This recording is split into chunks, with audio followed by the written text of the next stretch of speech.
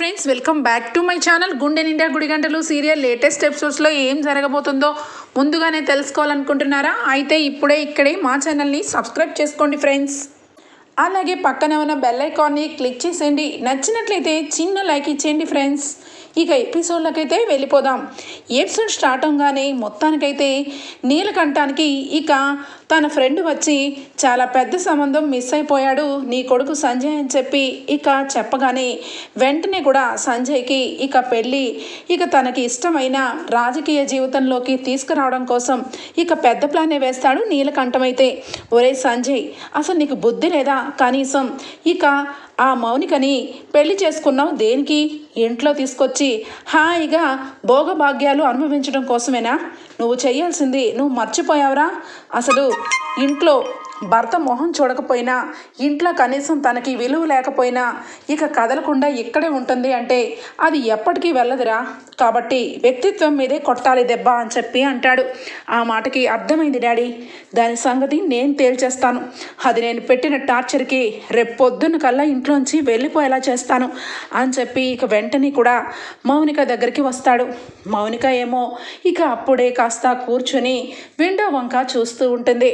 ఇక ఎదురుగా ఒక అతన్నైతే నుంచోపెట్టి ఏయ్ మౌనిక అని చెప్పి పిలుస్తాడు.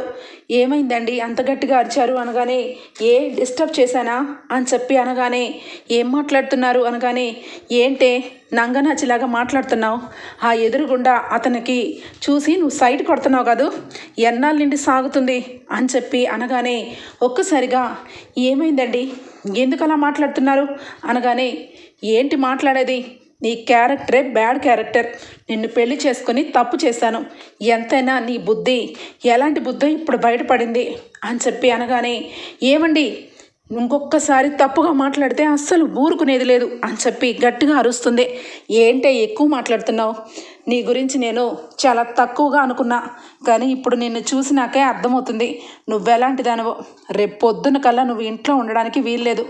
ఇంట్లో నుంచి బయటకు పోవే అని చెప్పి అంటాడు. నేను ఎందుకు వెళ్ళాలి? నేను అస్సలు వెళ్ళను. నా గురించి తప్పుగా మాట్లాడినంత మాత్రాన అది నిజమవుతుందా? ఎట్టి పరిస్థితుల్లోనూ ఇల్లు కదిలే ప్రసక్తే లేదు.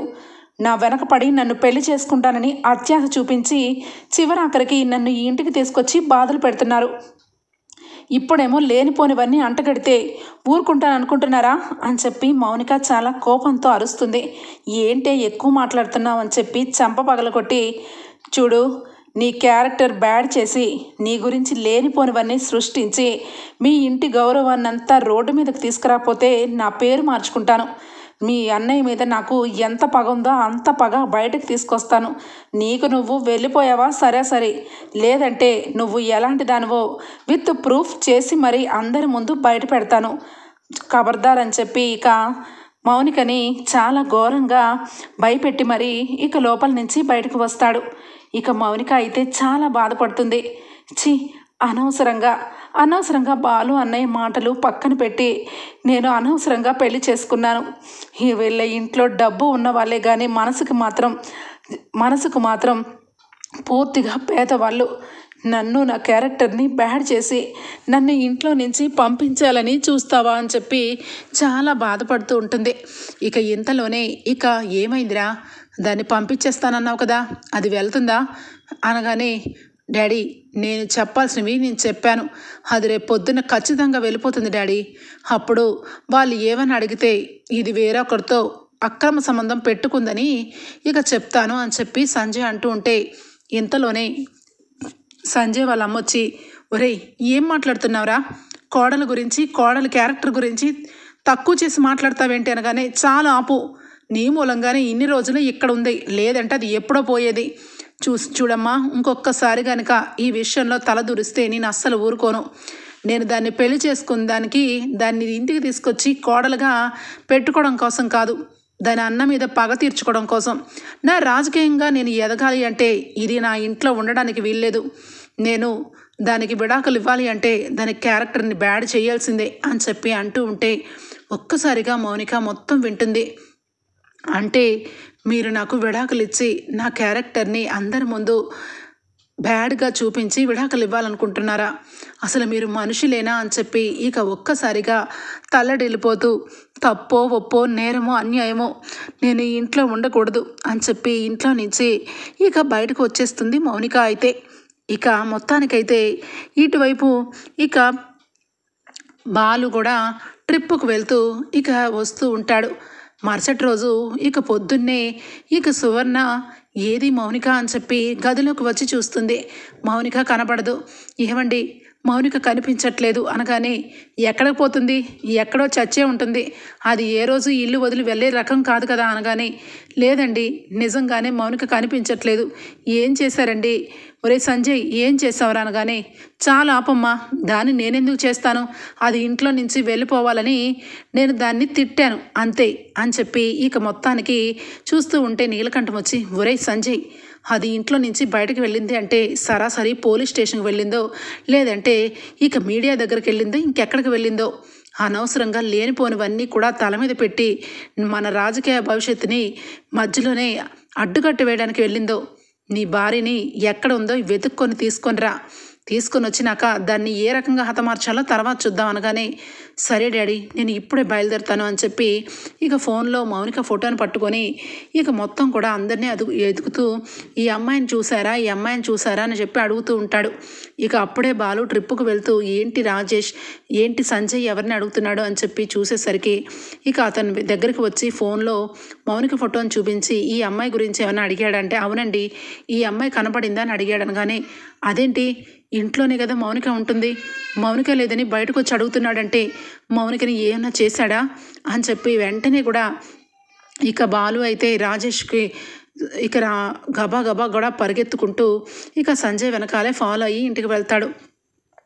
ఇక సంజయ్ అయితే నీలకంఠం వచ్చి ఎవరి సంజయ్ ఎక్కడ లేదా మౌనిక కనపడిందా అనగానే లేదు డాడీ ఎక్కడ కనిపించలేదు, అది ఎక్కడికి వెళ్ళిందో కూడా తెలియట్లేదు అని చెప్పి అంటూ ఉండగానే ఒక్కసారిగా ఇక బాలు అయితే ఎంటర్ అవుతాడు. రేయ్ నా చెల్లేదిరా, నా చెల్లిని ఎక్కడ దాచిపెట్టావు, నా చెల్లిని ఏం చేసావురా, నా చెల్లిని ఏమన్నా చేసావో చంపి పడేస్తాను అని చెప్పి ఇక టేబుల్ మీద ఉన్న కత్తిని తీసుకొని ఇక దగ్గరికి వస్తాడు.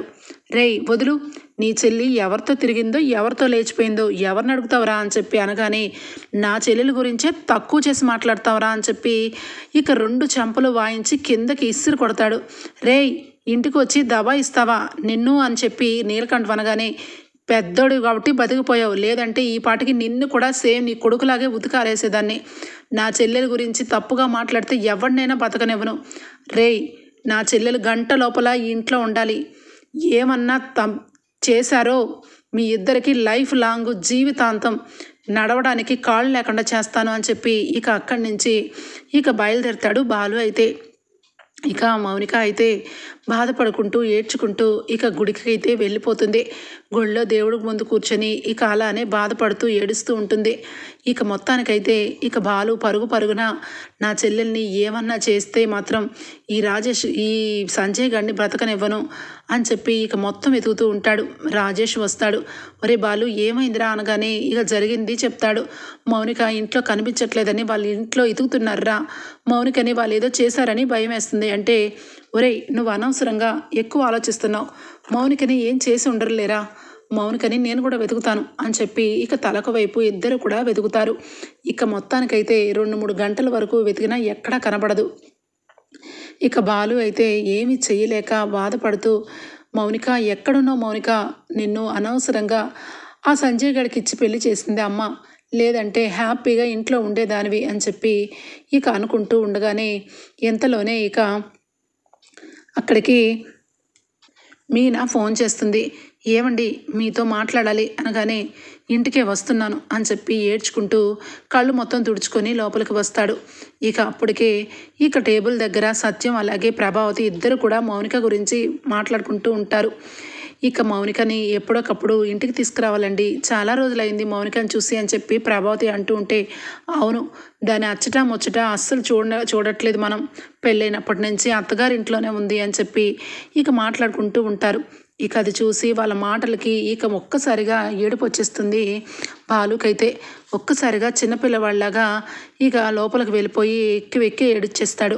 ఇంతలోనే ఇక వచ్చి మీనా ఏమైందండి ఏమైంది అనగానే మీనా అని చెప్పి గట్టిగా పట్టుకొని ఆ సంజయ్ గాడు నా చెల్లిని ఏం చేశాడో తెలియదు, మౌనిక ఇంట్లో లేదని వెతుకుతున్నాడు, మౌనికని వాళ్ళు ఏం చేశారో ఏమో అని చెప్పి ఏడుస్తూ ఉంటే ఏమీ జరగదండి, ఏమీ అవదు, మౌనికకి ఏమీ అవదండి అని చెప్పి మీనా ధైర్యం చెప్తుంది. ఇక ఇంతలోపలే రాజేష్ అయితే ఫోన్ చేస్తాడు. ఒరే బాలు అని చెప్పి ఫోన్ చేయగానే ఒరే చెప్పరా ఎక్కడుందిరా అని చెప్పి అనగానే ఇంకా ఎక్కడుండడం ఏంట్రా, ఈరోజు ఇక మౌనిక ప్రాణాలతో బ్రతుకుందంటే అదేదో మన అదృష్టమేరా, మౌనికకి యాక్సిడెంట్ అయ్యింది అని చెప్పి అనగానే ఒక్కసారిగా గుండె పగిలిపోతుంది బాలుకి. వెంటనే నేను వస్తున్నానని చెప్పి ఇక వెంటనే పరిగెడతాడు. ఇక వెంటనే కూడా మీనా ఏమైందండి ఏమైంది అని చెప్పి అంటూ ఉంటగానే అసలు పట్టించుకోకుండా వెళ్ళిపోతాడు. ఇంతలోనే ఇక మీనా అయితే చాలా బాధపడుతూ ఉంటే ప్రభావతి వచ్చి ఏంటి వీడు ఉన్న పలంగా మీనాని లోపలికి తీసుకొని వెళ్ళి ఏదో చెప్పి వెంటనే వెళ్ళిపోతున్నాడు, మొగుడు పెళ్ళం ఇద్దరు కలిసి ఏం గూడుపుటాని నడిపిస్తున్నారు, ఏ మీనా ఏంటి వాడు హఠాత్తుగా వచ్చాడు, హఠాత్తుగా లోపలికి వెళ్ళిపోతున్నాడు, నువ్వేంటి పిలుస్తున్నావు, ఏం జరుగుతుంది, మీ ఇద్దరు కలిసి ఏం చేస్తున్నారు అని చెప్పి అడగగానే ఇక మీనా అయితే నోరు వెత్తదు. వెంటనే కూడా ఏముందత్తయ్యా, మొన్న కారుని అమ్మేశాడు కదా, ఆ డబ్బుని మీనాకి తీసుకొచ్చి ఇవ్వడానికి వచ్చాడేమో అని చెప్పి అంటుంది రోహిణి. చాలు ఊరుకో రోహిణి, ఎంతసేపు ఇక అతన్ని పట్టుకొని ఏదో ఒకటి మాట్లాడకపోతే మీ కడుపు నిండదా, అసలు ఆయన ఎలాంటి ప్రాబ్లం ఫేస్ చేస్తున్నాడో మీకు తెలుసా అని చెప్పి మీనా బాధపడుతూ అంటుంది.